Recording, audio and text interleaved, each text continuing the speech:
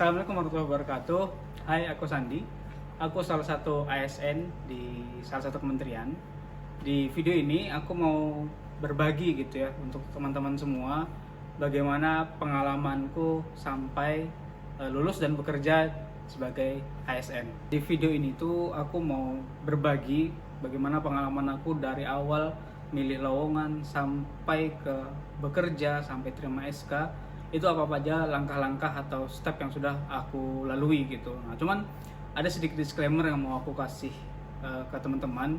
Jadi pada saat proses tes atau lowongan CPNS ku itu tahun 2019 itu masuk dalam angkatan COVID biasanya disebutnya gitu. Jadi kalau di angkatan aku itu prosesnya terlalu panjang, memang ini agak sedikit berbeda dan mungkin di zaman teman-teman, di saat teman-teman proses seleksi saat ini. Di tahun aku dulu prosesnya tuh hampir makan 2 tahun lebih. Di video ini aku mau share pengalaman aku mulai dari pemilihan lowongan, seleksi administrasi, lalu tes SKD, tes SKB, pengumuman lulus, habis itu terima SK CPNS, Latsar, sampai terima SK PNS. Jadi waktu aku pemilihan lowongan itu memang ngelihat background study. Mungkin kalau teman-teman lihat memang ada lowongan yang terima semua jurusan. Nah cuman aku memang nggak pilih itu karena terlalu banyak pesaing ya. Artinya semuanya daftar, semua lulusan daftar. Jadi aku pilih lain. Kan teman-teman kalau waktu daftar bisa tuh milih background studinya apa. Nah di situ aku milih lulusanku apa, background studi apa, dan di mana penempatan. Ya kebetulan memang aku sih pilihnya yang di Jakarta dan dipilihnya di pusat, di kementerian gitu. Karena memang aku pengen lihat secara garis besar itu bagaimana sih pemerintahan itu tuh bekerja. Jadi saat pemilihan lowongan sudah tahu, lihat nominasinya apa aja, aku pilih mana lowongan paling besar. Gitu. Waktu itu kemarin ada buka 5 gitu. Jadi aku pilih di situ yang menurutku chance-nya paling besar. Setelah sudah mantapkan hati, jadi kalau misalnya udah milih di mana, udah aku tetapkan, mulailah. Nah ini tahap yang sudah teman-teman lalui, yaitu masukkan berkas administrasi. Kan sudah teman-teman urus seperti berkas-berkas itu harus di scan dari ijazah dari SD sampai ke pendidikan terakhir. Lalu ada tes kesehatan, itu prosesnya panjang juga, SKCK, itu tuh sudah teman-teman proses semua, sudah submit. Sampailah di masa yang saat ini video dibuat, itu diproses masa pengecekan atau masa sanggah. Memang pada saat aku tes CPNS tahun itu memang lagi COVID ya, jadi prosesnya tuh agak lebih rumit, apalagi ada lockdown dan sebagainya. Jadi memang untuk persiapan berkasnya agak lebih panjang, tapi itu ada kelebihan, ada sebuah keuntungan di situ. Jadi proses untuk dari selesai administrasi, lolos administrasi sampai ke tes SKD itu panjang. Nah disitulah aku perbanyak latihan, belajar tentang tes SKD itu seperti apa. Nah untuk teman-teman mungkin yang masih belum tahu tes SKD itu apa, mungkin bisa lihat video aku sebelumnya, ada di atas. Itu tentang apa sih yang perlu kalian persiapkan untuk melewati atau menghadapi tes SKD. Pada saat proses tes SKD itu aku lupa ya berapa nilai maksimalnya, mungkin 450 atau 500-an ya. Jadi aku itu pada saat proses seleksi lagi tes SKD, hasil aku itu di 350-an. Jadi itu nggak bisa dibilang tinggi, aku itu di urutan 12 dari sekitar 150-an peserta gitu teman-teman. Dan tahun ini tahun 2024 ternyata standarnya bertambah dan lebih tinggi, pastinya tentu lebih kompetitif gitu. Jadi ini pasti ketika kalian bisa lulus, kalian harus berbangga. Jadi karena waktu itu aku di Samarinda, proses untuk tes SKD-nya itu bukan di kota aku, tapi di luar kota ya, masih di provinsi Kalimantan Timur sih. Itu di Balikpapan, jadi di kantor BKN. Nah itu lumayan ya, 3 jam lah perjalanannya. Waktu itu aku naik motor gitu. Jadi persiapannya dari aku di kota sampai itu adalah sehari sebelum. Jadi saat nanti kalian sudah lulus seleksi administrasi ya, itu kalian nanti bakal diinfoin kapan dan di mana tes SKD-nya.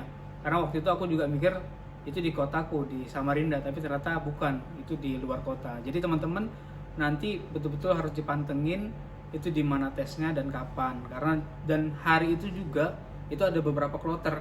Jadi apakah kalian masuk shift kalian ujiannya di shift pagi atau shift siang atau jam berapa gitu. Nah, itu tergantung di daerah masing-masing, di tempat kota kalian masing-masing teman-teman. Dan persiapan yang harus dilakukan itu selain latihan SKD, kalian juga harus persiapkan mental dan kesehatan. Apalagi yang teman-teman jauh posisi rumahnya dari tempat tes SKD, nah itu kalian udah jauh-jauh hari cari di mana penginapannya, habis itu juga kira-kira jam berapa sampainya, apa aja yang dibawa. Pas sudah selesai tes SKD itu kalian bisa lihat juga live scoring. Itu nanti bisa kalian pada saat periode tes SKD. Nah, setelah itu selesai adalah pengumuman. Terjadi pengumuman tes SKD itu paling mendebarkan ya. Jadi dari ratusan orang itu sekian yang lulus, ada 150-an yang 70 setengahnya itu lulus, saya 70-an orang itu di ranking. Di ranking yang paling tinggi waktu itu di aku karena lowongannya 5. Jadi dikali 3 15 orang tertinggi. Alhamdulillah aku masuk, aku waktu itu alhamdulillah di urutan ke-12. Nah, setelah itu akhirnya aku masuk, entah berapa lama dari proses SKD sampai ke SKB, sekian bulan ya. Itu aku masuk tes SKB. Nah, di tes SKB ini yang perlu teman-teman ketahui juga, harusnya itu kalau nggak ada COVID zaman aku harus ke Jakarta. Karena aku ambilnya pusat, berarti aku harus ke Jakarta. Nah, syukurnya ya mungkin ini salah satu yang bisa disyukuri ya, tesnya di daerah kotaku juga yang di Balikpapan tadi. Jadi karena di sana aku bisa tanpa perlu biaya yang lebih mahal untuk bisa ikut tes SKB. Nah, pada saat proses tes SKB ini berbeda dengan SKD yang masih general. SKB ini lebih ke background study. Jadi misalnya waktu itu aku itu di backgroundku IT. Jadi prosesnya itu lebih banyak, tesnya itu lebih banyak tentang IT. Nah, dari seluruh soal yang ada itu memang teknis banget isinya. Jadi teman-teman yang memang udah daftar tuh harus tahu banget, pelajarin background studinya. Itu diambil 5 besar sesuai dengan jumlah lowongan. Jadi waktu itu karena 15 orang diambil 5 terbesar. Dan apa yang hasilnya? Aku urutan ke-6. Secara administrasi aku gagal. Artinya yang di lowongannya 5 aku urutan ke-6. Aduh, itu nyelekit banget karena cuma beda 1. Tapi Allah sudah berkehendak, namanya rezeki ya, seperti yang aku sampaikan di videoku sebelumnya. Alhamdulillah ya, itu ada satu mengundurkan diri, otomatis aku naik ke urutan ke-5. Jadi setelah aku masuk ke urutan ke-5 itu cukup lama menunggu. Lama ini bukan karena memang prosesnya lama, tapi karena itu proses terhambat karena COVID-19 ya. Mulai dari lockdown, habis itu dibatasin untuk keluar dan sebagainya, istilah-istilahnya banyak banget. Sampai pada akhirnya dari proses 2019, 2020, 2021 pengumuman untuk aku mulai bekerja atau masuk ke tempat kerja pertama kali itu di bulan Maret 2021. Nah, karena aku itu jauh, aku di Kalimantan sedangkan mengambilnya di Jakarta, jadi 1 bulan sebelum bekerja aku sudah berangkat ke Jakarta. Setelah beberapa bulan aku kerja, masuk ke tahapan selanjutnya itu pelatihan dasar atau latsar, yang nanti kita itu diajarkan bagaimana menjadi seorang ASN yang profesional gitu, yang berorientasi pada pelayanan publik. Jadi di latsar ini teman-teman akan diajari tentang bagaimana kewarganegaraan, etika publik dan sebagainya yang nanti akan teman-teman implementasikan di tempat kerja. Namun bukan cuma mendengarkan teori, tapi teman-teman juga nanti akan ada tugas-tugas, lalu kerja kelompok yang mungkin nanti akan menanamkan bagaimana sih implementasinya di dunia kerja. Di pengalamanku kemarin itu durasi latsar kurang lebih 3-4 bulan.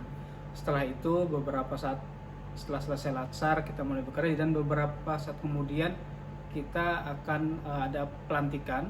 Di situ isinya ada sumpah jabatan dan penerimaan SK PNS. Seluruh rangkaian pengalaman aku dari awal sampai menerima SK PNS. Jadi untuk teman-teman yang saat ini masih masuk proses SKD, teman-teman harus tetap semangat, persiapkan mental, kesehatan, biaya, dan terus berdoa Semoga teman-teman sukses dan lulus. Tetap semangat. Terima kasih sudah nonton channel aku. Assalamualaikum warahmatullahi wabarakatuh.